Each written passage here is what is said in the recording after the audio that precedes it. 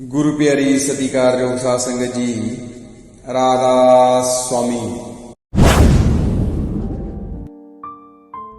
प्यारी साध संगत जियो, कबीर साहब जी अपनी वाणी में अपना उदाहरण देकर समझाते हैं कि मैं तृष्णा रूपी अग्नि में जल रहा था, परंतु अब मुझे परमात्मा के नाम का जल मिल गया है, जिसने मेरे बुरी तरह तप रहे जल रहे तन मन को ठंडक पहुंचाई है और मेरे अंदर शीतलता भर दी है।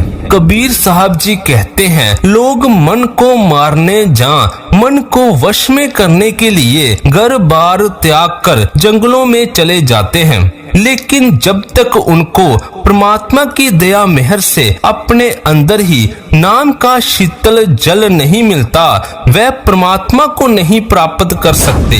आप जी समझाते हैं, आम इंसान ही नहीं, बड़े बड़े देवता भी तृष्णा की अग्नि में जल रहे हैं। परमात्मा के भक्त राम नाम का जल पीकर तृष्णा की अग्नि से बच जाते हैं। परमेश्वर के प्यारे भक्त संसार सागर में रहते हुए भी अपने अंदर मौजूद परमात्मा के नाम के समुद्र में से जी भरकर शीतल जल पीते हैं। शरीर के अंदर परमात्मा के नाम का अनंत अथाह सागर है, उसका अमृत जल कभी समाप्त नहीं होता। कबीर साहब जी अंत में फरमाते हैं कि राम नाम के शीतल अमृत जल ने मेरी प्यास बुझा दी है। तुम भी परमात्मा के नाम का सिमरन करो, ताकि तुम भी तृष्णा की अग्नि से बचकर भवसागर से पार हो जाओ।